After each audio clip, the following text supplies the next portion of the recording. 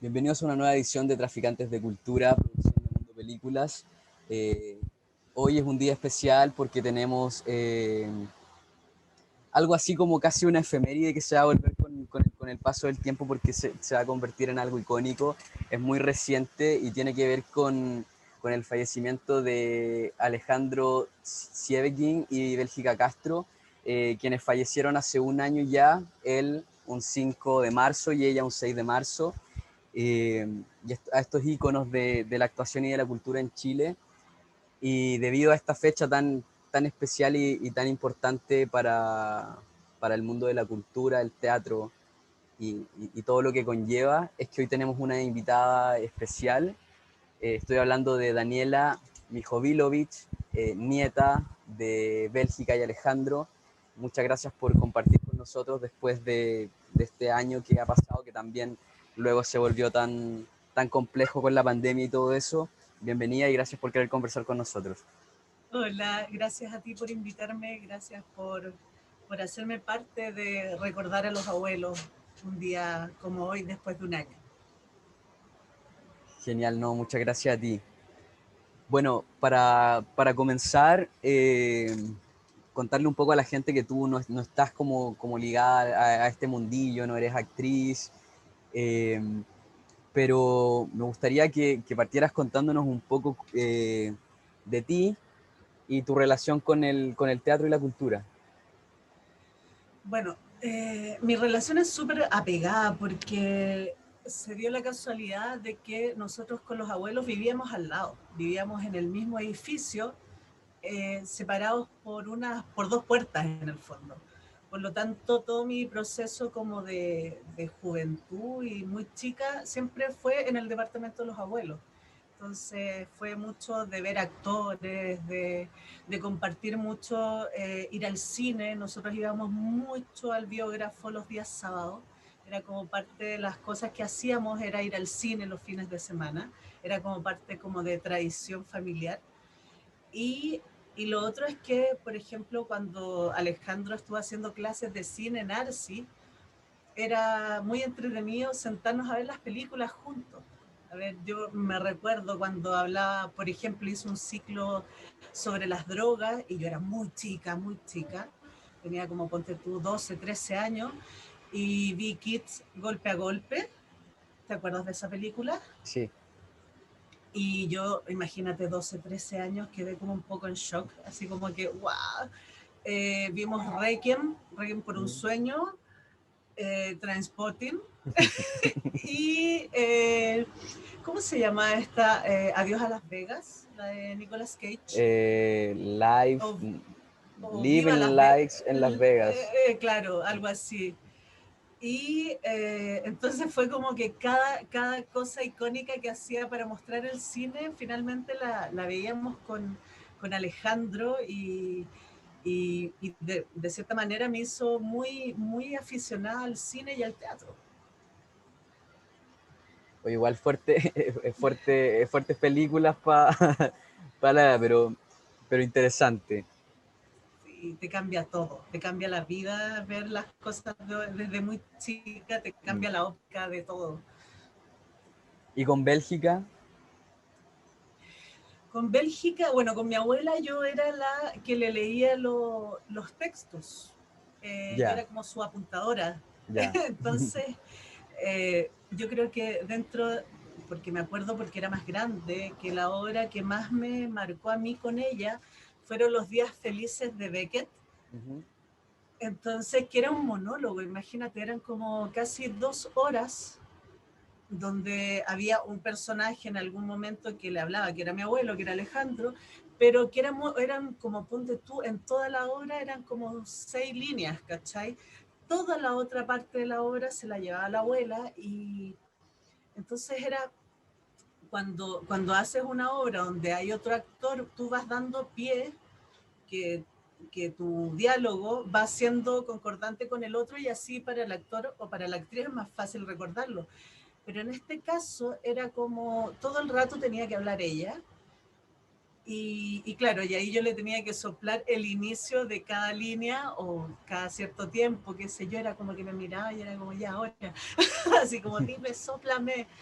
Entonces creo que, bueno, hasta el día de hoy recuerdo el inicio de esa obra. De hecho, parte de mi carta de despedida en el funeral fue el inicio de Los Días Felices, que es una obra maravillosa del teatro del absurdo. Qué bonito, qué bonito. Oye, y ver, porque claro, tus abuelos tampoco eran muy de que les gustara que los llamaran maestros, tenían mucho esa humildad, también fue como parte de cosas que se dijeron en su funeral también.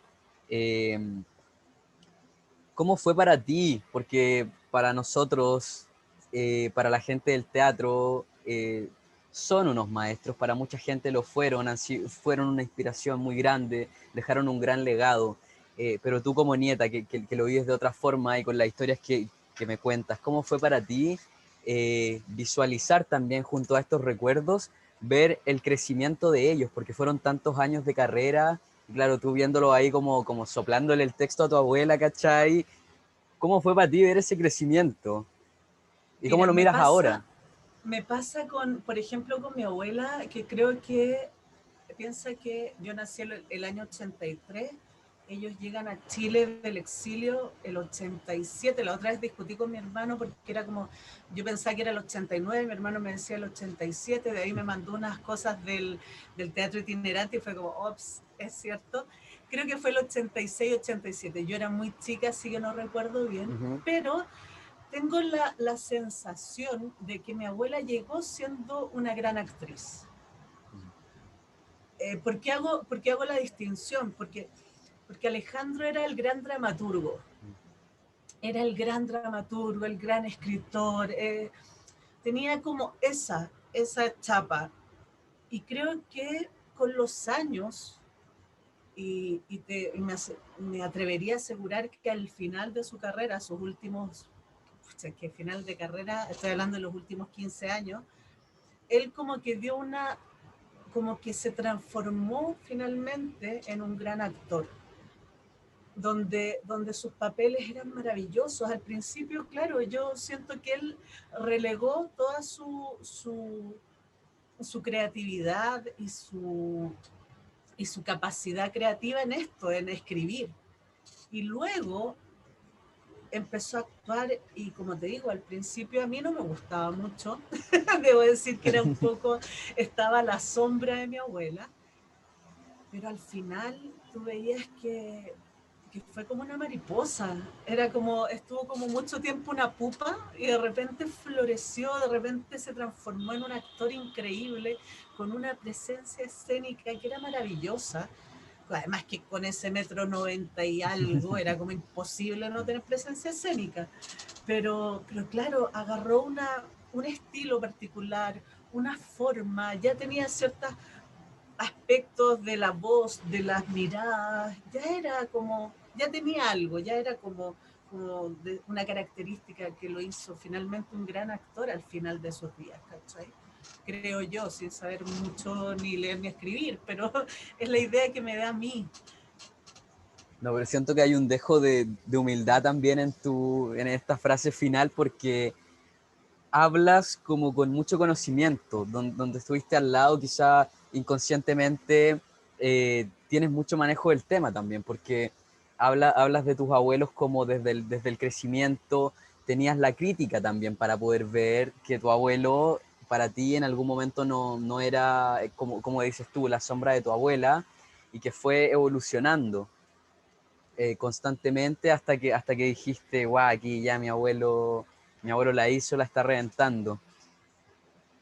Y me recuerdo mucho, por ejemplo, la actuación en el club, Uh -huh. eh, que Alejandro no tiene diálogo, solo unos balbuceos de un sacerdote pederasta asqueroso, ¿cachai? Que era como una persona que estaba con las cabras en el monte. Así como que era un tipo ya decrépito, con sus funciones mentales ya inexistentes casi, y a pesar de eso, la potencia de la actuación sin diálogo, tú de verdad como que tenías una cosa como dual de viejo cerdo, y por otro lado decir, ay, como que te daba esa cosa de que, chuta, pobre caballero que está hecho mierda, y por el otro lado viejo cerdo. A mí me impactó mucho en esa obra. Fue una de o sea, esa película, fue como, me encontré que fue impresionante. Lograr hacer eso sin diálogo. Claro, que ahí es cuando pasa la expresión de como solamente corporal, de la actitud corporal, como de reencarnar de una forma tan potente que es como con la mirada, la actitud, el simple hecho como ya de más de la palabra, decir con el cuerpo, con las expresiones. Claro, yo tampoco soy actor, pero me da la impresión de que ese trabajo debe ser mucho más complejo y un trabajo mucho más profundo. Sí, o sea, es como la ontología de la corporalidad, el Claro. ser a partir del cuerpo. O sea, es muy bonito. ¿Viste que sabía, no? ¿Viste?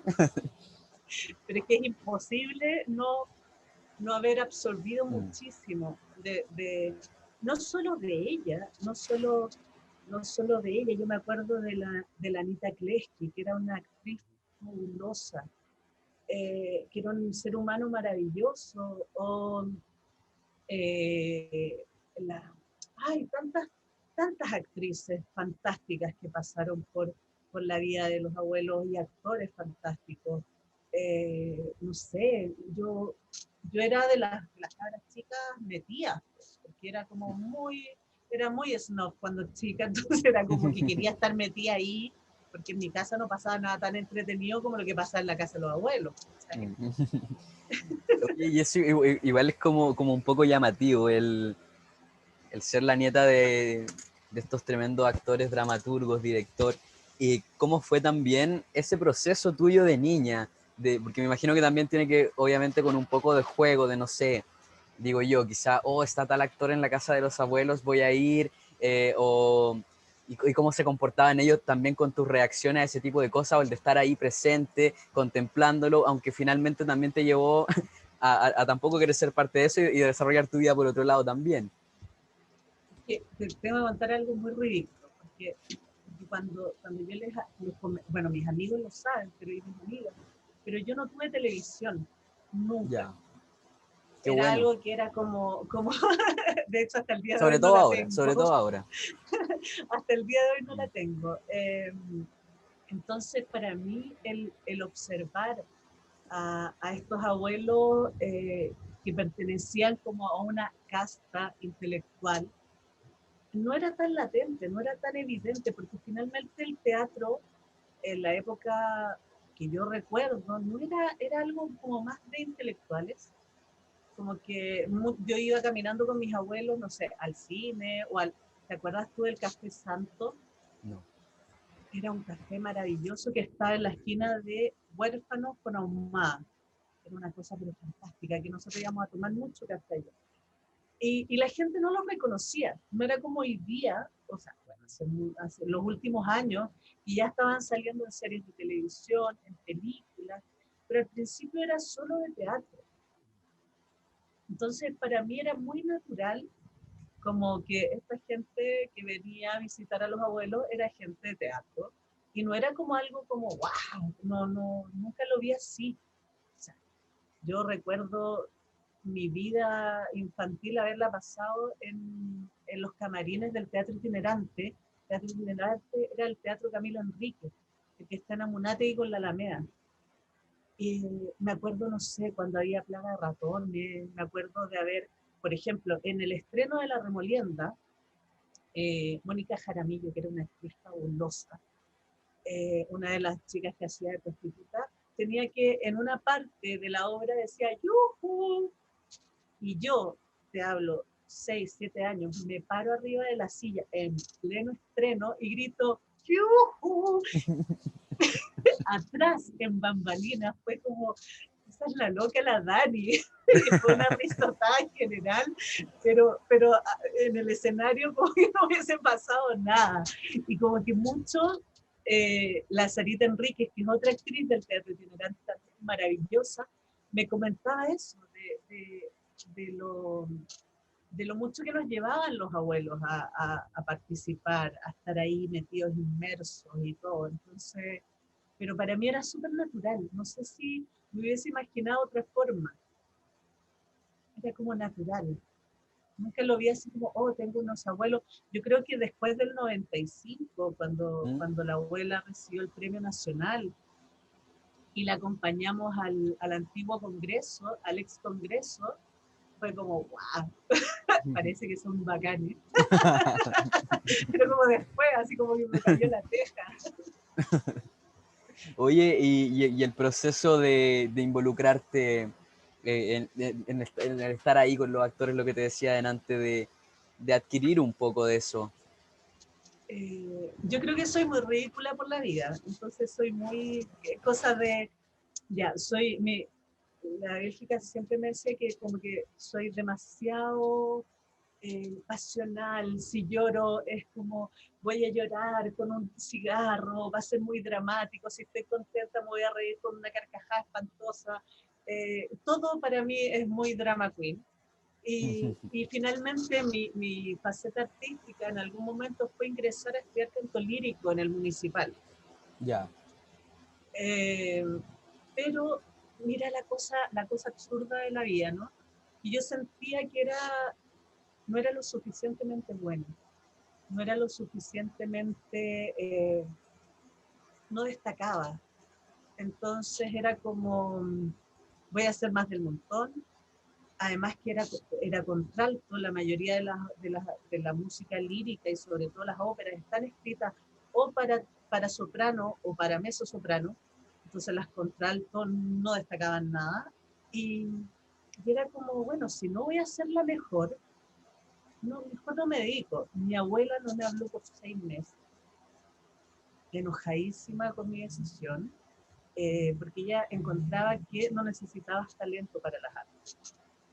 El 98% del trabajo tiene que ser trabajo y un 2% de talento. ¿Cachai? Por eso siempre me recuerdo que era como, y estos niñitos y estas niñitas creen que van a salir de la universidad siendo actrices o siendo actores. Eso es absurdo. El teatro se hace en las tablas. La profesión no es una profesión, es un oficio que se trabaja ahí, en las tablas. Entonces, de cierta manera, quizás no quería trabajar tanto en la música clásica. Fue como, quería ser fantástica de una. Sí, pues, no, igual interesante también ese punto, en el cual encuentro toda la razón, no solamente para el teatro, sino que como que en las profesiones en general. Uno a veces sale de la universidad con la carrera y se pone a trabajar y dice, puta, weón, cuánta plata gasté, weón, o cuánto me endeudé con el Estado, weón, o etcétera, etcétera, o cuánto trabajé para pagar esto, y finalmente miráis para atrás y es como que te dieron ciertas herramientas, pero al final vais aprendiendo mientras estáis trabajando y mientras vais haciendo, así que ahí concuerdo completamente con Bélgica. Sí, o sea, a ver, yo soy barmaid, yo hago cócteles y Ah, claro, si entonces yo llego, esto debió ser en vivo, sábado en la noche, en vivo, sí, preparándome copetes, sí. sí, para la próxima te tengo que hacer unos tragos hermosos. Y Maravilloso. claro, yo al principio eran unos tragos muy sonsos, una cosa muy simple. Y después con el tiempo llegáis a hacer las cosas sin pensarlas. Ya llegas a ver los colores, los sabores. Finalmente la mixología también es un arte. Sí.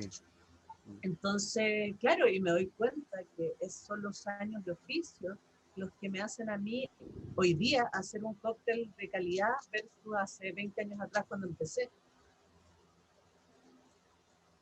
Entonces, se aprende harto con los abuelos, de eso, No, sí, me de, imagino. de lo que es el oficio. Me imagino. ¿Y cómo es para ti mirar eh, ahora, después de este año que ha pasado, que me imagino que te habrá hecho pensar algunas cosas, tener más recuerdos, acumular más recuerdos, atesorar más? eh, ¿Qué es lo más lindo que recuerdas de ello? Su amor, su amor. Hoy día, bueno, tuve la suerte de junto a la Esperanza Silva, a la Catalina Echeverría, que es parte de la Fundación Víctor Jara, y a la Cata Saavedra, ay, a la Cassandra, que no recuerdo su apellido, pero también es otra actriz maravillosa, que de guardar todos los tesoros que tenían mis abuelos, no solo en obras de arte, sino que en sus libros, y lo que yo me quedé para mí fueron las cartas que se mandaban ellos. Y me hizo mucho sentido cuando chica leí las cartas que le mandaba Oscar Wilde a Lord Alfred Douglas, y fue como ese amor antiguo, como ese amor que no lo ves ahora, que no existe, que no, que yo Y no que sé. se arruinó con las redes sociales y la tecnología. Oye, es que yo me pregunto si se arruinó ahí o estaba arruinado desde antes. Como que no sé, no sé si fueron solo las redes sociales y la tecnología, porque no sé, yo no recuerdo a mis padres quererse de esa manera, ni haber visto tíos, o creo que eso pasa una vez en la vida y son casos así como, no sé, Sartre con Simone de Beauvoir, no sé, son casos, no voy a nombrar a Fría porque creo que Diego era un tóxico de mierda, pero, pero, pero, pero era un amor que era como si tú no estás, yo me muero.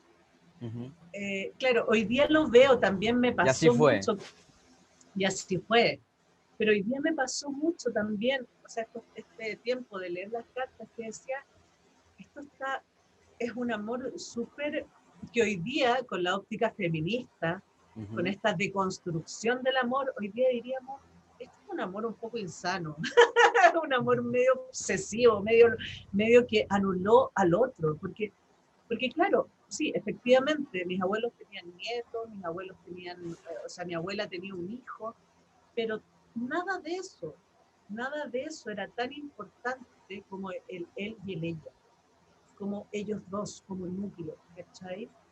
Como que hay mucha gente que de repente, oh, Alejandro y Bélgica te trataron como su hija o como su hijo, no sé qué. No sé si la gente era tan importante como ellos dos, como una entidad única. A mí eso me pasa. Yo me acuerdo, no me acuerdo en qué año, pero en algún momento, como quizá en los 90, sí, yo creo que en los 90 y algo, a la Bélgica le invitan de Costa Rica a hacer unas obras de teatro. Y Alejandro no podía viajar porque estaba haciendo clases en Arci.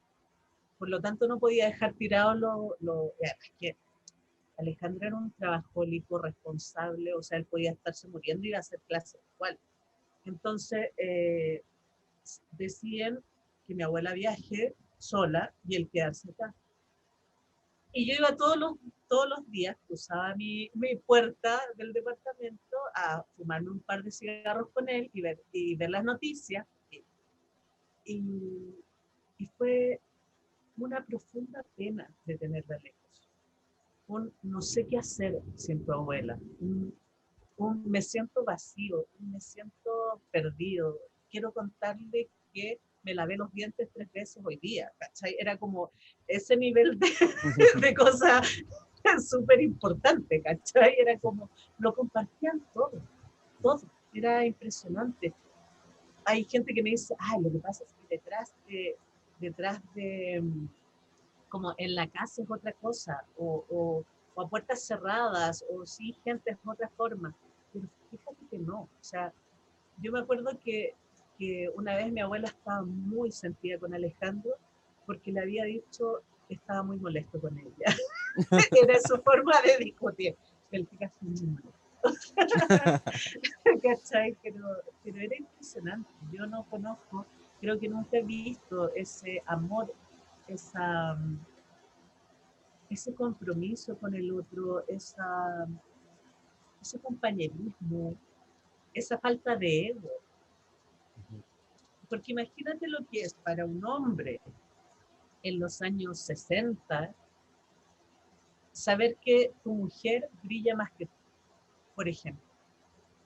¿Cachai? Porque fue muchos años Bélgica Castro, ¿cachai? Y él era como, estaba como al alero, más joven, qué sé yo. Y después, claro, Alejandro encontró, como te digo, esta cosa de esta renació en el teatro como actor y bueno, pero nunca sentí que hubo un celo profesional, al contrario, Alejandro escribía para mi abuela. Entonces, es impresionante. Yo no sé si existe un amor así en la vida. No, ya no existe, el amor está muerto. El amor está muerto, ya no. Murió con ellos. Y Claro, el mundo. es verdad. Oye, bueno, igual, qué bonita historia de amor, todos sabemos cómo terminó, y donde me hablas también de la perspectiva, o sea, del compromiso de ellos con el arte, o sea, perdón, entre ellos mismos. ¿Cómo ves tú, desde tu lado, como nieta, al estar junto a ellos, que era la perspectiva de ellos con el arte y el compromiso? A ver, ellos creo que tuvieron varias etapas con respecto al arte. Siempre estuvieron muy molestos con la falta de difusión, con la falta de, por ejemplo, recuerdo muy claro haber escuchado a Alejandro decir, claro, el fondar no lo dan porque se supone que ya somos personas que ya hemos hecho todo, por lo tanto es súper difícil conseguir fondar. O de repente siempre están los mismos. O de repente tenían ciertos temas con Santiago Amil que siempre eran el mismo tipo de teatro que era elegido para ver, porque finalmente en Santiago Amil tiene un monopolio del tipo de teatro que se ve en Chile. ¿Te fijáis? O sea, como que no existe ninguna plataforma que tenga tantos recursos para ingresar teatro de otros lados. Y hay una sola persona que decide qué tipo de teatro vemos todos, todas y todes. ¿Cachai? Entonces, habían varias cosas que tenían como cierta incomodidad, molestia. También les molestaba mucho cómo bajó la calidad de las escuelas de teatro, como esta cosa como que en algún momento salieron unas especies como callampas, se proliferaron las escuelas de teatro, no muchas de muy buena calidad. Siempre reclamaban la falta de lectura que tenían las estudiantes, los estudiantes, como que finalmente no te puedes hacer un buen actor, una buena actriz, si no pasas la mayor parte de tu vida leyendo, porque no es posible, no hay forma de ser yo creo que no hay forma de ser una buena ser humano si no se lee muchísimo. Es como, si hay algo que dejaron en mí como, como, como tatuado en la piel, es léete un libro diario y tu vida va a ser más feliz. Entonces, creo que tenían muchos reparos con la educación en este país. Muchas veces nos sentamos a conversar cómo post-dictadura la cultura se fue al demonio. La cultura, la educación. Acuérdate antiguamente cómo era el obrero, del letrado, la obrera, la profesora, cómo el conocimiento que tenían sobre todo, sobre conciencia cívica, sobre política, sobre la cultura, la necesidad de cultura. O sea, si te das cuenta, hoy día yo creo que a partir yo creo que del 2015, 2016, con el movimiento pingüino, te vas viendo que las y los estudiantes tienen una sed de aprender más, conocer más. Pero, pero acuérdate que hubo una época en que era como que hubo un oscurantismo cultural. Salían mierdas en la televisión que eran o sea, creo que Quique Morandé era como un tipo que la gente veía. O sea, ¿cachai? No sé, Mecano. Ya no estaba, ojo con el arte de Nenet Antunes, ¿cachai? Entonces, Hay una época que hubo un programa maravilloso en el TVN, pero como a la 1 de la mañana, que creo que se llamaba Hora 25. No sé si lo vi. ay, con el Augusto Góngora. Mm. Sí, sí. ¿Sabes cuándo lo vi? Cuando empezó a hacer, que lo veía por internet, cuando empezó a hacer como la bajada de Santiago a Ya. Mil. Como que hacían eran como un programa como satélite de Santiago a Mil, y ahí lo empecé a ver. Pero imagínate, a la 1 de la mañana. ¿Cachai? Sí, pues, y siguen existiendo estos estelares basura o, Hoy, o estas hoy, teleseries basura también. las teleseries.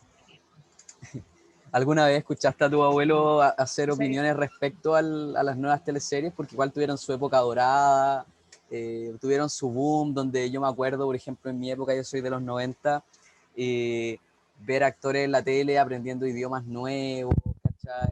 Haciendo todo un trabajo diferente al de hoy día, que hoy día es el hijo del hijo del hijo de tal, uno cacha por el apellido y que actúan pésimo y finalmente hay como unos guiones basura con actores que quizás muchos ni siquiera hayan estudiado como actores y ahí está la gente viendo ese tipo de contenido. así como un nepotismo ilustrado. Claro.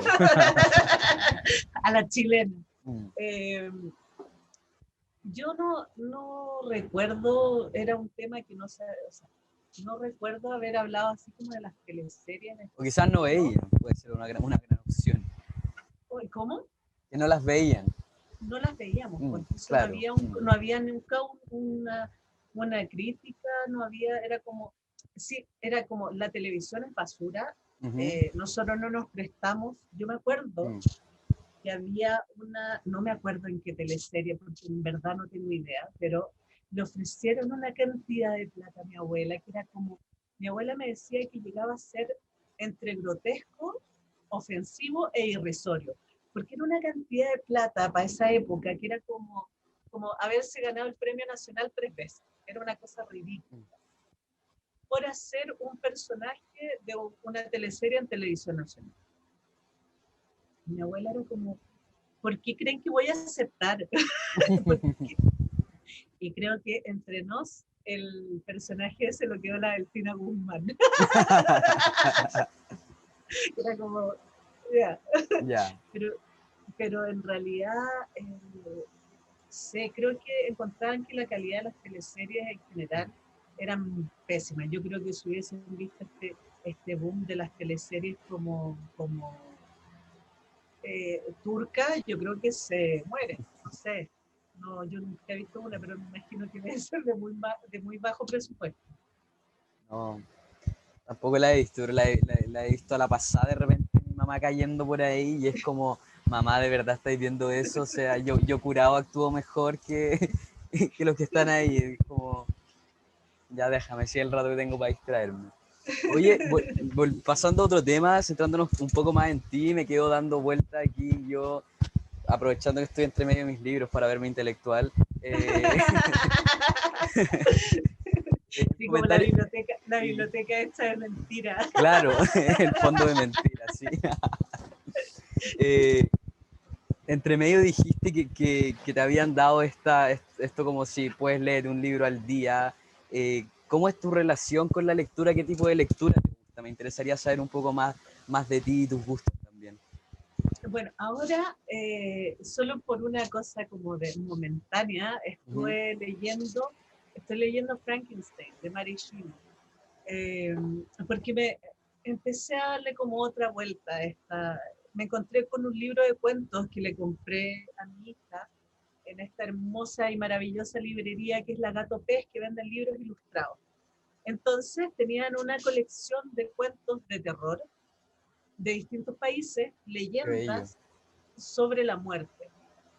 Eh, mi hija quedó mi hija me acompañó el día que mi abuela falleció, entonces ella dice todo el tiempo que la bisabuela está con ella, tiene como un relato muy bonito de la muerte, pero me parece muy importante transmitirle a las niñas que la muerte es algo que pasa y es la única cosa que tenemos certeza en la vida, que vamos a morir en algún momento.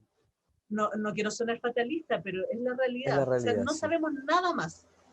Entonces, de repente viendo y me dice, hoy tengo esta novela gráfica de Frankenstein, fue como, la llevo.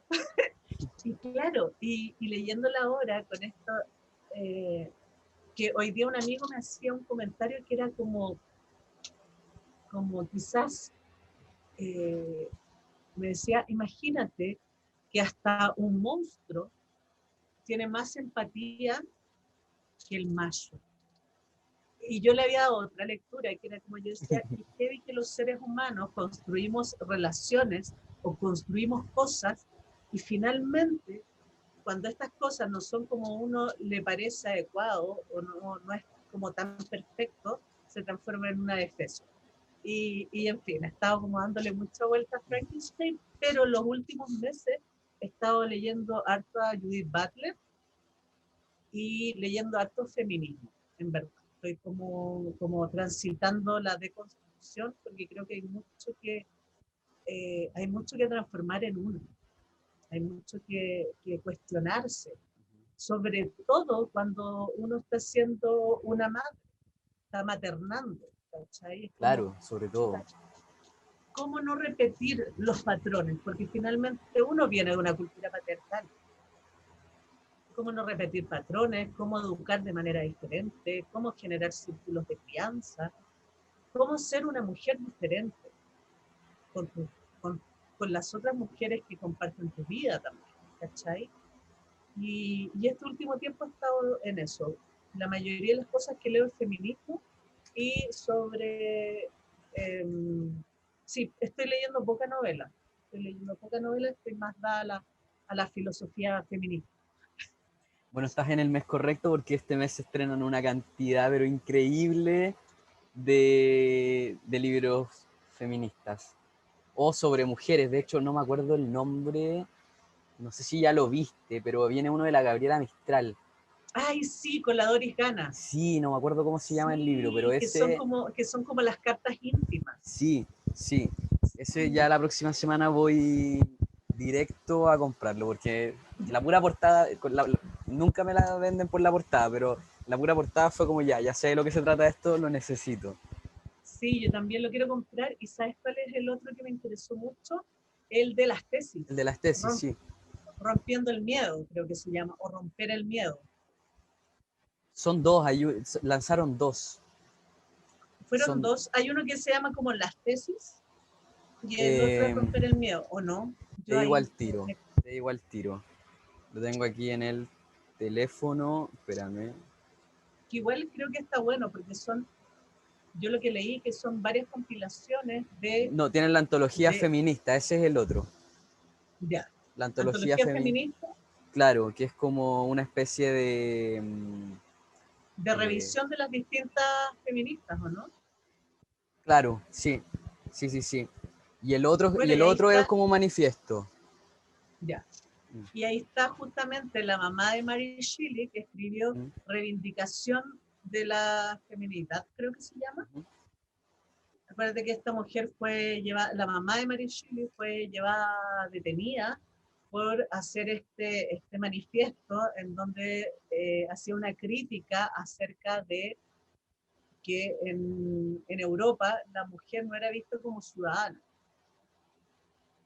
¿Cachai? Como que finalmente esta cosa que hacían los franceses de la libertad, fraternidad y era como finalmente solo para los hombres. Entonces, y ella hace, yo creo que se ve en la historia como la primera mujer que escribe sobre feminismo y le da un lugar a la mujer desde la posición de ciudadana. Bueno, igual es interesante también porque para un hombre igual el tema de la deconstrucción es diferente porque nosotros venimos con el cerebro mucho más lavado desde chicos. Entonces, por ejemplo, no sé, yo no reniego de mi pasado. Tampoco te voy a decir que soy feminista porque sería súper Barça, ¿cachai? Tampoco te diría que estoy desconstruido porque sería mucho más Barça todavía, ¿cachai? Onda, no terminan ni de construirse ustedes, vamos a construirnos nosotros. Pero es un trabajo constante, por lo menos siento yo que por lo menos en mi generación hay como un debate con uno mismo. Es como que de repente uno va y piensa algo y es como te retalla a ti mismo interiormente. Es como, no, pues bueno, esa weá está mal. ¿cachai? Y hay como un trabajo constante respecto a eso. Y es bastante interesante también estar leyendo libros que te reafirmen. Por ejemplo, yo te quería recomendar una película, no sé si ya la viste, se llama Promising Young Woman, estuvo nominada a los Golden Globes y probablemente esté nominada a los Oscars. Está protagonizada por la Carey Mulligan y está dirigida por Emerald Fennell. Y es bien interesante porque también dentro de la producción está Margot Robbie, es como hecho por muchas mujeres. De hecho, hay una protagonista y los hombres que van apareciendo igual son actores bien destacados, pero que es como que siempre están como muy en segundo plano, aparecen un rato. Y la película es bien interesante porque se trata un poco de una mujer que se hace la curada la borracha en los bares, para que aparezcan los buenos hombres a ayudarla, ¿cachai? Que es como el weón que, oye, estáis bien, pa, y se la quieren llevar para la casa, ¿cachai? Porque están curadas.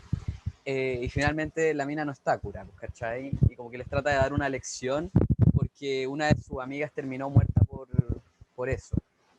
Y está bien interesante la película, te lo mencionaba porque, bueno, tiene un punto femenino muy importante, pero también siento que verla desde el lado masculino es también bien interesante porque te muestran de ninguna manera burda, sino que muy natural, muy como en la vida real, cómo se comportan los hombres ante estas situaciones. Por lo menos yo no soy así, sí en algún momento fui un imbécil, pero nunca tanto, y cuando era chico era un tóxico. Era un tóxico, pero he evolucionado, por eso te digo que no, que no reniego mi pasado, porque mientras uno vaya creciendo está bien. Pero es asqueroso, es como que a mí me da vergüenza ajena ver un grupo de hueones así como la mina curada. Bueno, yo nunca estuve en esa situación, pero es como ver como, oye, bueno, ¿quién va? ¿Quién va? ¿Quién se la agarra? ¿Cachai? O ver conductas súper machistas desde esa perspectiva que ni siquiera está exagerada. Es como yo he visto esa hueá, he estado al lado de hueones así, o en esta situación yo también me vi en algún momento, y es como bien despabilante la película y chocante, siento yo, para el género masculino, porque de hecho una de las frases que se manda la protagonista en la película es como diciéndole a un hombre, tú no te imaginas cuál es la peor pesadilla para una mujer. Y claramente tiene que ver con el abuso sexual y el abuso de poder de los hombres sobre ella. Y está bien interesante, muy interesante, así que te la recomiendo. Ay, la voy a ver, buenísimo. ¿Y en qué plataforma uno la encuentra? La mando después por WhatsApp, pero ahí Ya, Google, buenísimo. Promising Young Woman, aparece, pero Ya, igual te la mando yo por WhatsApp. bacán, bacán, buenísimo. Sí, el cine ha hecho harto con respecto a visibilizar desde la historia de las mujeres. O sea, yo me acuerdo, no sé, hace poco, bueno, hace poco, quizás no tampoco, 2016 quizás, salió, o 2018 salió Las Sufragistas, Sí. donde tiene un papel Meryl Streep. Y últimamente han habido varias películas donde habla también de la historia de las mujeres que hemos sido invisibilizadas en la historia. Yo creo que, o sea, imagínate, estábamos hablando recién de Gabriela Mistral y ella es invisibilizada como una mujer lesbiana. Pocos dicen lesbiana, si no hay nada malo en Claro. eso. Es una mujer lesbiana que convivía con otra mujer, que estaba enamorada de una mujer. Y eso no la hace o sea, es tremendo eso cuando se invisibiliza a las mujeres. Yo eso me pasa con el rol que tengo, por ejemplo, como mamá, es recordarle a mi hija que ella puede ser lo que quiera ser, que no necesita vestir de rosa, que no le tienen que gustar las muñecas, que la mamá jamás le va a regalar una Barbie, y que si quiere un auto puede tener un auto y que es fuerte. Y lo que le estoy enseñando ahora, porque los niños, hay que ver eso también, que los niños tienen ciertas cosas que no sé dónde lo aprenden, pero el hablar del cuerpo de los otros, el decir ciertas cosas que es como, cuando íbamos la otra vez en el ascensor y como que, qué vieja es ella, y yo así como, ay, hija, así como, trágame tierra, no digas eso, y explicarle a mi hija que tiene 4 años que no se habla del cuerpo de los otros, ni para bien ni para mal, que eso no es importante. Entonces, y es algo que tenéis que hacer desde niña, desde la primera infancia, plantar esa semillita. Sí, pues porque si no está la semilla con la que venimos las demás generaciones, pues que viene con todo ese prejuicio, con el preocuparse de estupideces, no sé, el simple hecho de tener una espinilla en la cara, que alguien venga, uy, qué grande la espinilla que tienes en la cara, y es como, oh, weón, no, ¿tú crees que no me miré en el espejo antes de salir? Es como Claro, la gente muy preocupada de esas idioteces. Así que, sí. Sí, yo creo que hoy día movimientos como el body positive o body ujú, neutral, creo que le hacen súper bien a las nuevas generaciones. Aunque me parece muy completamente. gracioso cuando las chicas del body positive son muy estupendas y como, about tu cuerpo, lo digo yo con 30 kilos, y es como ya. Pero hay otras chicas que están haciendo la pega y que están naturalizando los cuerpos grandes, los cuerpos distintos, porque, porque muchas veces también está esta cosa de la gordofobia, pero también nos olvidamos de los cuerpos que no son hegemónicos, de las personas con capacidades diferentes, ¿cachai? Como, o con las personas que no están dentro de que, o eres muy masculina, o eres muy femenino, ¿cachai? Como que creo que, no sé en qué momento de la historia nos hicieron creer que ser todos iguales estaba correcto. Porque encuentro que es lo más aburrido que pueda pasar en el mundo, que seamos todos iguales. Completamente ¿Cachai? de acuerdo. La otra vez me pareció así como, es una cosa muy ridícula que pensé el otro día, que era como, ¿te has dado cuenta que ahora está como que todo el mundo de nuestra generación se está poniendo brackets? No sé si te pasa. Ujú, sí, he Así visto como harto. Mm, post 30 brackets. sí, Y te das cuenta que son todas las sonrisas iguales. Ahora se están poniendo hasta como unas carillas y como, es como chuta, ni siquiera había una actriz como no sé si era francesa, que tenía los dientes como uno sobre el otro, Natasha Kinski, puede ser o no, no lo sé, ¿te ahí me acuerdas de ella? pillas. A ver, Era una Natacha. chica que era como una chica como muy, que fue un boom erótico y sexual en los 90, era una mujer que hizo quizás como alguna película de mujer así muy guapa. ¿Será ella o no? Yo soy pésima con los nombres. Bueno, La estoy mirando en Google, pero sale en todas las fotos con la boca cerrada. pero, Así pero que es no una puedo. chica muy No. blanca y media colorina, ¿no? Ah, pero espérate, ¿es la de París, Texas? ¿O no? Sí, no recuerdo si. Bueno, pero pensando que es ella tenía Ya. una cosa en los dientecitos que era como el diente un poquito levantado, y era una cosa que tú decías como la belleza es lo imperfecto. Hoy, pero ¿Te ahora también se fijas? está dando con Anya Taylor-Joy, la chica de Queen's Gambit, porque tiene como los ojos como un poco separados, o sea, como más alejados de la ¿Ya? nariz. Y también se está dando mucho eso de que su belleza distinta, su belleza especial, y como que ha causado un boom. Dentro de la serie también está como distinción que tiene ella en su rostro. Pero no deja de ser hermosa. No, claro, claro, lo es, No deja de completamente. ser Para hermosa. O sea, nada. es como tremendamente bella. Además que a mí me pasa con ella que tengo unas ganas locas que haga algo con Tim Burton. Uy, sí. Qué buena idea, Sería qué algo buena así idea. como, sí, por favor. Yo como que me la imagino a ella haciendo algo así. Creo que sería fantástico. No sé si existe alguien que pueda hacer lo que hacía ¿cómo se llama el hombre joven manos de tijera? Edward. Johnny Depp. No, pero Johnny Depp. No sé si existe algún actor que pueda hacer como algo como, pero creo que ella es perfecta para ser una musa de Barton. Además que es mi director favorito, lejos. Yo rayé mucho tiempo con él, pero siento que en el último tiempo ha estado como fallando. Además, con mi gran amor platónico, Eva Green de protagonista, siento que sus últimas películas han ido como en la baja.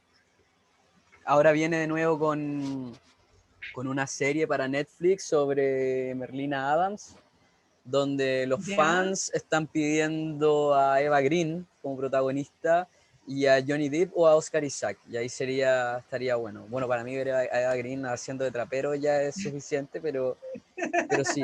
Ya está Oye, pero feliz. volviendo un poco al tema anterior, y hablando de Tim Burton, también yo encuentro súper relevante como Tim Burton también ha trabajado eso a lo largo de su filmografía, el mostrar lo terrorífico o lo que está mal de una manera bella y hermosa. Siento que ese toque como de sacar al monstruo de lo monstruoso y mostrar como la humanidad de él o el alma que tiene, lo encuentro bastante interesante y bastante bonito. Yo rayo la papa y después te voy a mostrar, tengo unos dibujos en mi pieza como si tuviera 15 años de Tim Burton. Es que es maravilloso. También, claro, tiene que ver no solo con el tema de la oscuridad, sino que como que tú ves algo, ¿sí? Ya ves una, dos, tres películas y ya entiendes cómo es el tipo, los colores que utiliza, la paleta de colores, las formas. No sé, yo lo encuentro, para mí lejos es mi director favorito, la musicalidad también, tiene todo, es tan completo en su propuesta. Es como, no sé, yo lo encuentro fantástico, fantástico, me encanta y me emociona mucho. Creo que tiene esa cosa también como entre nostálgica, como hoy día le hablaba a mi madre, estábamos escuchando a Ennio.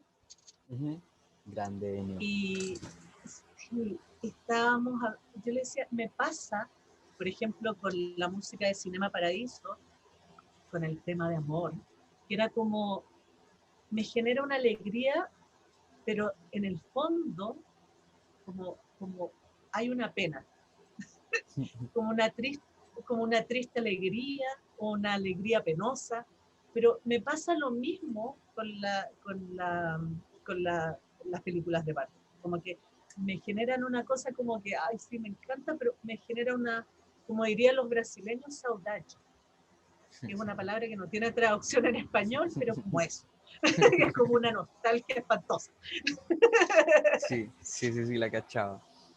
Oye, volviendo un poco para atrás, retomando un poco la conversación, siento que, ya que tú andabas por ahí por dignidad también, me gustaría retomar un poco el tema de tus abuelos y la cultura, sobre todo viendo cómo en medio de la pandemia se vio mucho más afectada. No voy a echarle toda la culpa al gobierno actual porque la cultura viene mal de hace bastantes, desde siempre diría yo, nunca se le ha dado la importancia que necesita, pero claro, este último gobierno está, parece que tratando de enterrarla.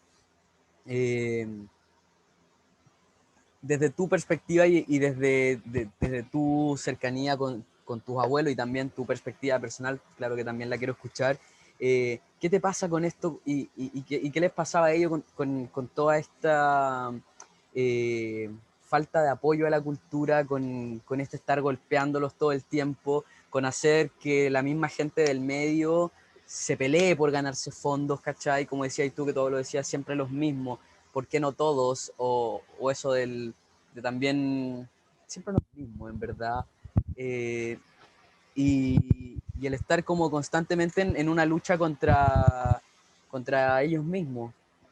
Es como lo que también pasó aquí en la pandemia, que era como, ahí tienen un fondo, peleense entre ustedes como para ver quién come. Sí, ¿Cachai? En algún momento también lo conversé con Paulina García y decía, ¿cómo voy a postular yo a ese fondo sabiendo cómo está el resto de mis compañeros? Por lo menos yo estoy haciendo algo. Finalmente también uno se termina dejando de lado a uno, esto en palabras mías, termina dejándose de lado uno por salvar al de al lado cuando en verdad estábamos todos mal. ¿Cachai? o sea, yo creo que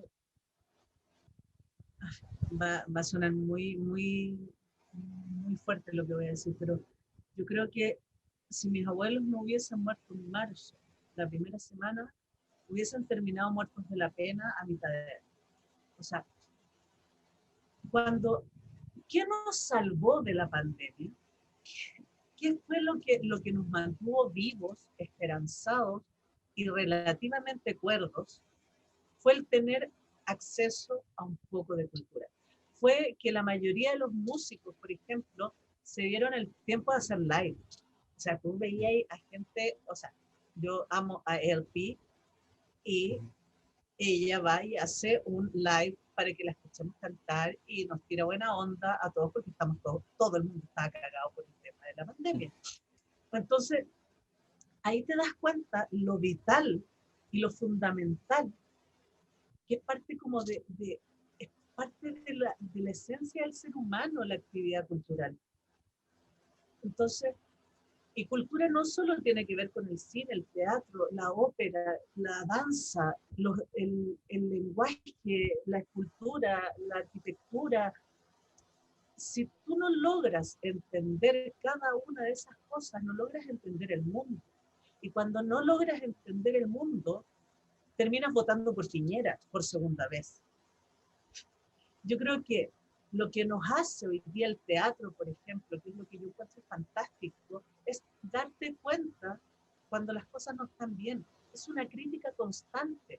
Por ejemplo, me acuerdo una de las últimas obras que logré ver fue Odisea 2000. ¡Ay! Me voy a morir, perdóname, Martín. La de la Pato Gallina, que era como Odisea 2023, ponte tú, donde mataban a los grandes genios de la maldad de Chile, y es fantástico. Como que van matando a estos personajes desgraciados, muere hasta la vieja mierda.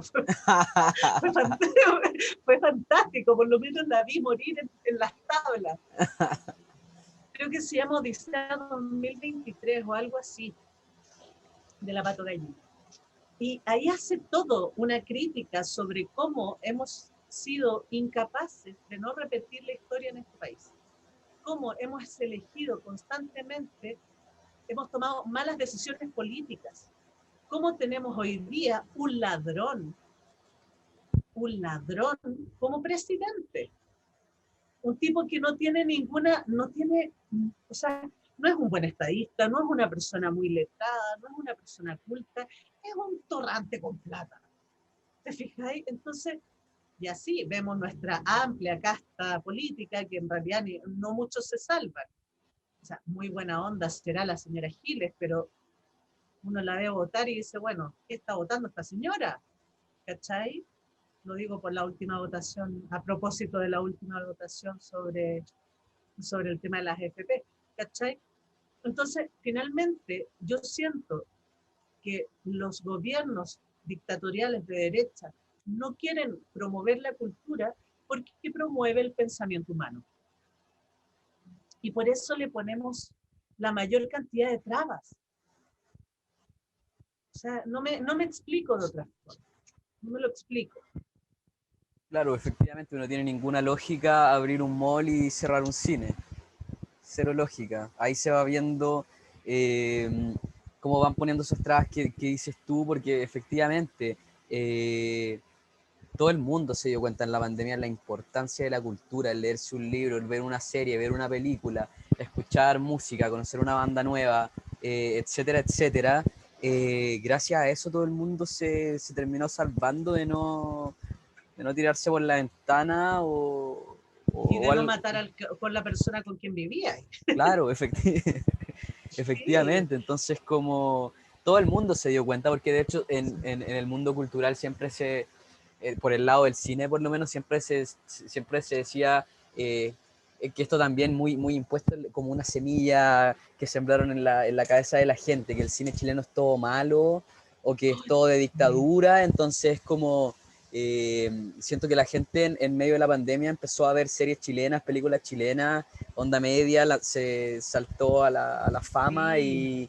y la gente se empezó a dar cuenta de que el cine chileno era bueno y querían O que, consumirlo. o que todo el cine chileno es lento. ¿Te acordás que había como Sí, esa po, premisa? El sí. cine chileno es lento. Mm.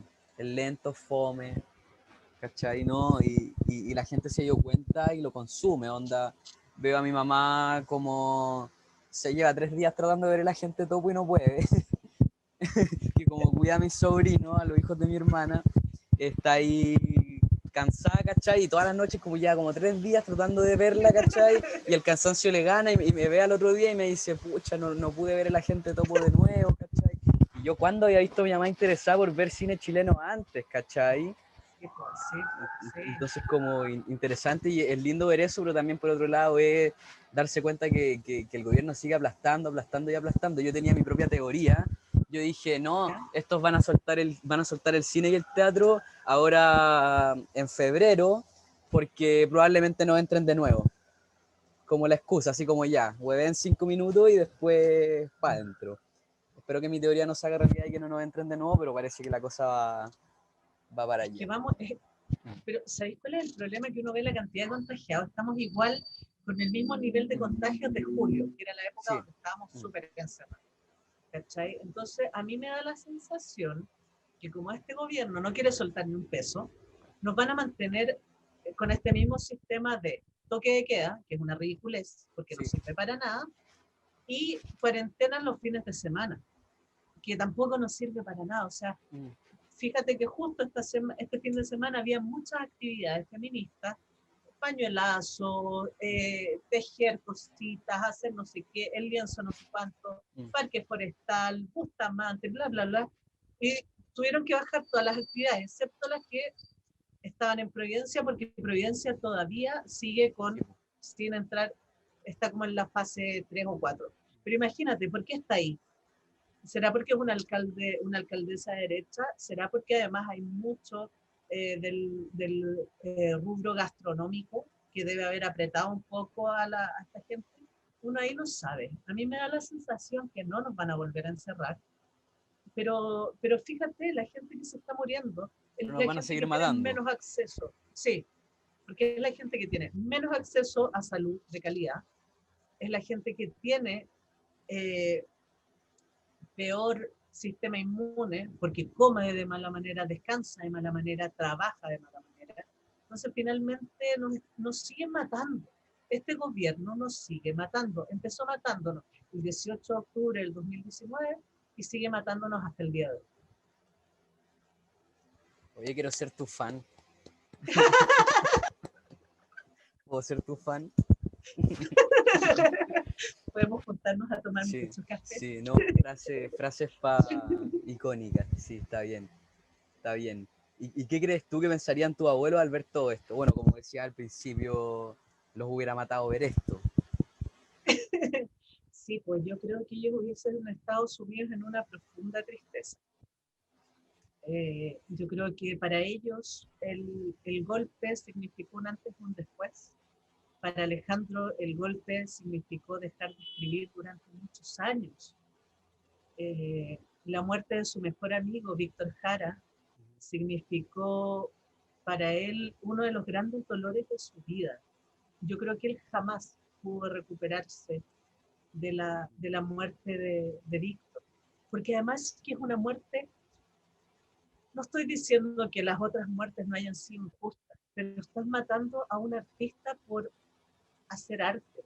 Es una cosa de un nivel de salvajismo, bueno, que se ve replicado el día de hoy de la misma manera. O sea, es una forma casi como, es casi una analogía de lo mismo que están haciendo hoy día, matando a los artistas. Entonces, para ellos la dictadura significó salir de su país, significó dejar muchos amigos atrás, significó saber que muchos amigos habían muerto también, significó el apagón cultural que conversamos hace un rato. Entonces, finalmente, yo creo que esto les hubiese roto el corazón, les hubiese roto el corazón profundamente. O sea, fue lo que un poco me pasó a mí. Eh, yo tenía un tema para los 11 de septiembre, yo hago una especie de cicletada por los distintos lugares de memoria. Empiezo en la Clínica Santa Lucía, que es justamente el lugar más cercano a mi casa de esa época, donde nosotros vivíamos a dos edificios de la Clínica de la Dina, la Clínica Santa Lucía, donde llegaban los detenidos desaparecidos y las detenidas a ser revividos para seguir siendo torturados. Ahí empezaba, después iba a Londres 38, iba al Museo de la Memoria, después iba al Estadio Nacional. Y una de las cosas que uno recuerda de toda esta travesía y de todo lo que yo escuché desde muy pequeña, que ojalá para que nunca más en Chile, para que nunca más en Chile. O sea, lo entendimos, de verdad que lo entendimos. En este país no puede volver a pasar que maten personas por pensar distinto. Ni siquiera a los mayores infelices de derecha. Yo no lo voy a matar porque es un imbécil. Le tengo penita. ¿Cachai? A Luciano Cruzcoque no lo odio. Me parece un tipo patético. ¿Te fijáis? No lo voy a matar sí, por eso. un paréntesis, que creo que como que va un poco a eso que decías recién. Salió un tuit muy popular que decía, hoy qué triste lo que pasó con el hijo de Cast. Le responden, ¿qué le pasó? Y le responde de vuelta la persona que hizo el tuit, es hijo de Cast. Claro. Qué peor que eso. Qué peor que eso. Claro, entonces como que uno pensaba que en este país había aprendido la lección. Y ahí voy con que si la cultura, la lectura, la educación cívica, fuera algo que fueran las bases fundamentales de los ciudadanos y las ciudadanas de este país, hoy día el gobierno de Piñera no estaría. Como que, no sé, yo estuve muchos años viviendo, o sea, mucho tiempo viviendo en Bolivia y viviendo en Perú, de pura loca nomás, que una vez y que le gusta viajar. Y mucho tiempo sentí yo que en Chile se miraba por sobre el hombro, quizás por tener también muy arraigado esta cultura indígena, que este país, justamente por falta de cultura, lectura y educación, se siente como que no somos mapuches, ¿no? Por favor. Y estos, los peruanos, las peruanas, sacaron al presidente. O sea, hacen una revolución, se toman las calles y sale el presidente. En Chile no pasa nada. O sea, todo lo que hemos vivido, la cantidad de muertos, la cantidad de mutilados, ¿para qué hablar de la gente torturada, las mujeres torturadas en las comisarías? O sea, y no pasa nada. Y tú ves a lo, perdón, y aquí voy a hacer, me van a odiar para toda la vida, pero tú ves a estas actrices y actores del retail que callan, porque temen perder su puesto de trabajo. Los ves ahí metidos en teleseries durante año tras año, en vez de decir, ok, yo ya hice mi parte, ya estoy forrada. Démosle la opción a que entren más actores para que no sea solo un grupo de actrices y actores que vivan de esto y otros se caguen de hambre. ¿Cachai? Me van a odiar.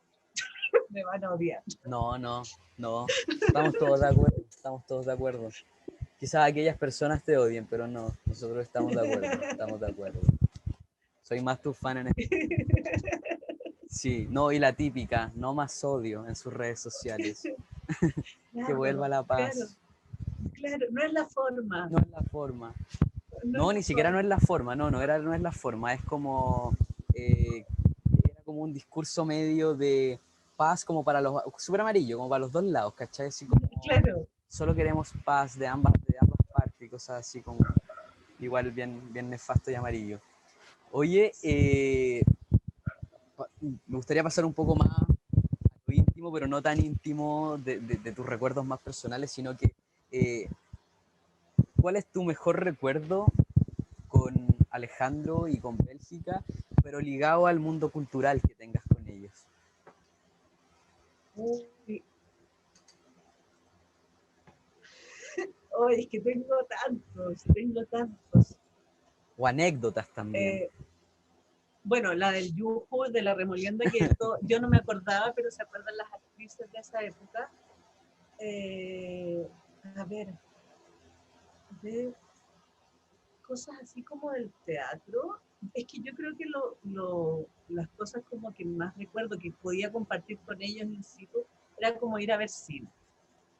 Destruir, criticar, y en algún momento me di cuenta que yo era una pequeña, no sé, era como, me pasó mucho, yo creo que hasta como los 15 años, y yo parecía muy inteligente, era como, oh, qué niña más inteligente, porque me acordaba todo lo que decían mis abuelos con respecto a una película, y yo repetía, entonces sonaba muy inteligente, y era como, oh, qué niña más brillante. No, no, era todo mentira porque yo no creía eso. Y me pasó con la entrada a la adolescencia que empezó a haber una crítica. Y una crítica sobre todo cuando yo me separo del Partido Comunista, cuando encuentro que es espantoso, cuando considero que es nefasto, cuando considero que el Partido Comunista chileno es el menos comunista de todos los partidos del mundo. ¿Cachai? Cuando me doy cuenta que esta cosa como de horizontalidad es muy machista, muy misógina, eh, que tiene que ver con mucho con intereses políticos. Y claro, en esa época mi abuela estaba apoyando a la Gladys Marín para la presidencia. De hecho, mi abuela participó en un spot a, apoyando la candidatura presidencial de la Gladys. Yo creo que la Gladys es un tema aparte. Ella era otra cosa. Entendía otra forma de ver el comunismo. Yo creo que ahora, si ve lo que pasa hoy día, estaría con Arcas, mi abuela. ¿Cachai? Entonces, claro, yo creo que en algún momento fue separarnos un poco de las visiones que teníamos cada uno, pero había un respeto mutuo, un respeto. Yo me acuerdo que empecé a ser adolescente y empecé a carretear y que salir, qué sé yo, y mis abuelos los días domingos ponían música clásica, como si fuera heavy metal, como quinceañeros escuchando heavy metal. Entonces tú sentías y los ventanales, ponte tú Carmina Burana, y era como mierda, quiero dormir. Más encima mi ventana daba directo al departamento de ellos y era como, era impresionante. Y otra anécdota así como muy divertida fue cuando mi abuelo, y como ya no está, lo puedo decir, se le ocurrió incursionar en el tema de la novela con la señorita Kitty. Por favor, no la compren, no la busquen, no la lean. Porque mi abuela había sufrido la muerte de Kitty Warren. ¿Quién es Kitty Warren? Su gata amada.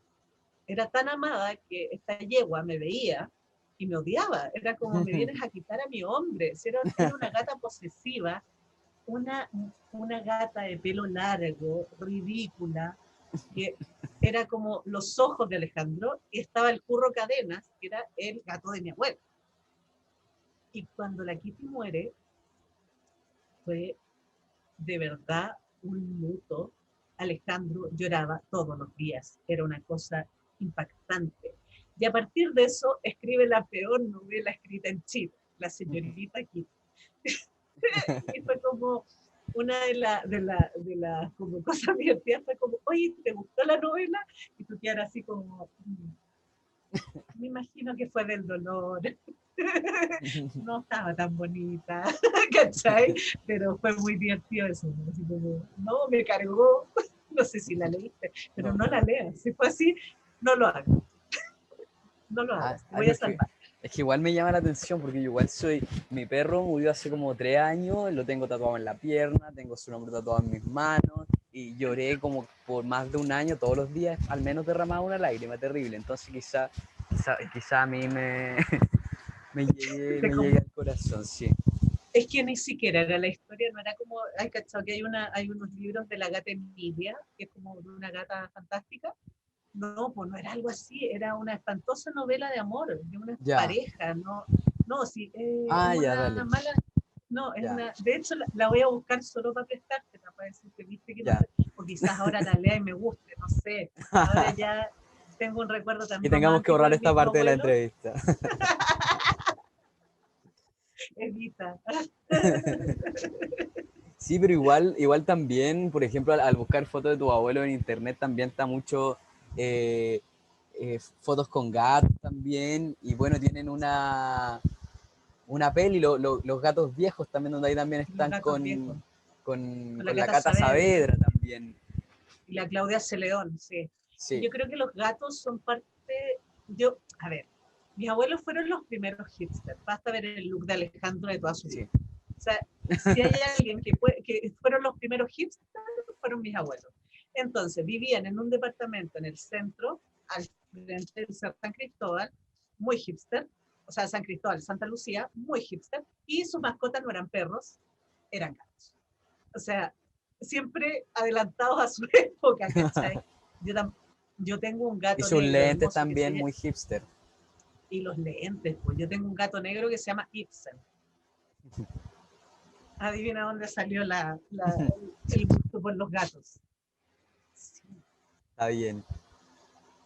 Oye, y bueno, ya que mencionamos a la Cata Saavedra, me gustaría también darte el espacio que puedas contarnos un poco sobre la fundación, lo que se pueda.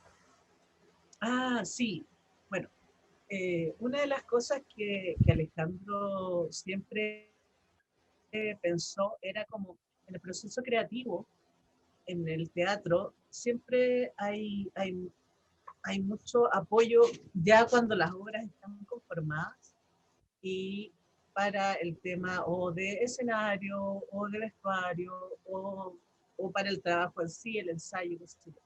Pero no existe ninguna fundación ni ningún estamento estatal que apoye a la escritura de teatro, o sea, a las dramaturgas y a los dramaturgos jóvenes. Y justamente que este proceso de la escritura de teatro también tiene que ver con lo que hablamos del oficio. O sea, hay que escribir. Para poder ser un buen o una buena dramaturga tienes que tener oficio, tienes que escribir. Excepto que seas Wallace, que ya eso es un tipo ya fuera de serie, pero que son uno en un millón, ¿te fijáis?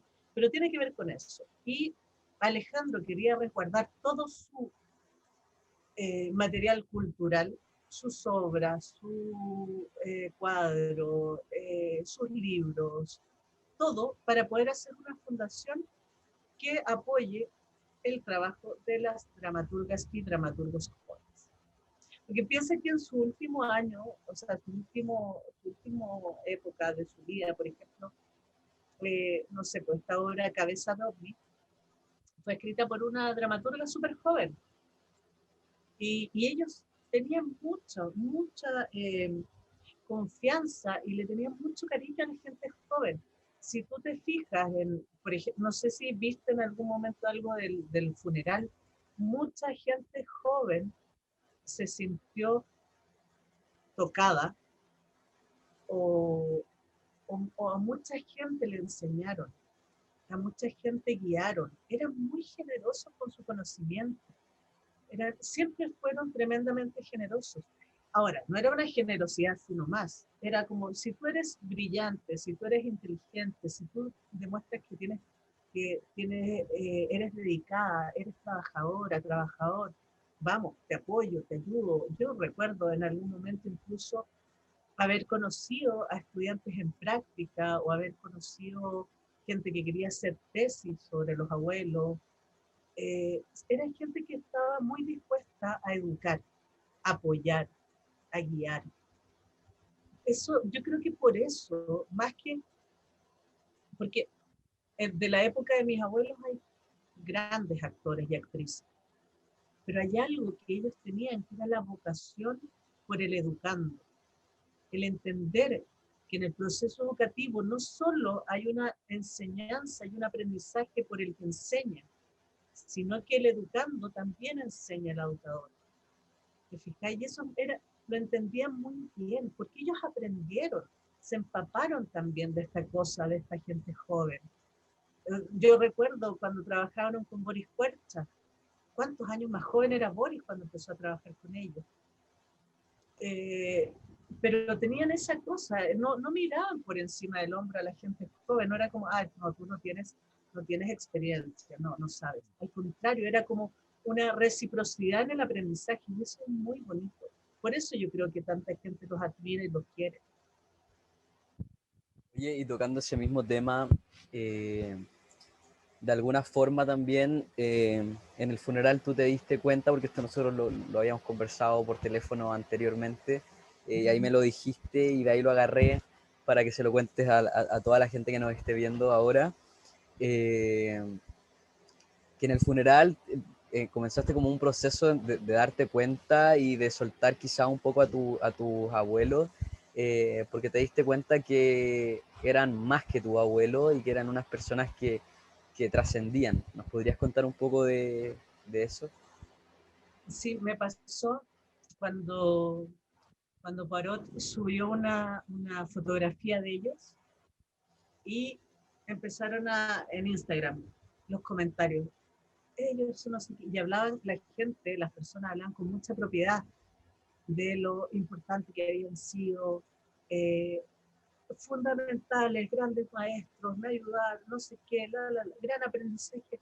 Y de repente fue como, eh, sí, fueron mis abuelos, eh, crecí con ellos, tuve la fortuna eh, de ser la persona que soy gracias a ellos. Para mí, ellos tienen casi tanta importancia, o sea, están como al mismo nivel de mi madre, de lo fundamental que fueron en mi vida. Pero me di cuenta que también tenía que soltarlos, porque son importantes para muchas personas, trascendieron en muchas personas. Y por eso, a pesar de que ellos no estén hoy día, siguen estando vivos en sus obras, en sus estudiantes, en lo que dejaron. Y por eso se transforman ya dejan de ser personas, son íconos del teatro. Oye, qué bonitas palabras. Con eso me gustaría que cerráramos esta entrevista. Quiero agradecerte por tu tiempo, por tu sinceridad, por tu honestidad, por destrozar al gobierno, por estar ahí también luchando en la calle y por tantas otras cosas. Y sobre todo gracias por tu honestidad y abrirte esta conversación, porque sé que no sueles hacer este tipo de entrevistas. Así que de verdad, muchas gracias por haber compartido todo esto. Además, en un día tan importante y tan especial para ti como es el aniversario de muerte de tus abuelos.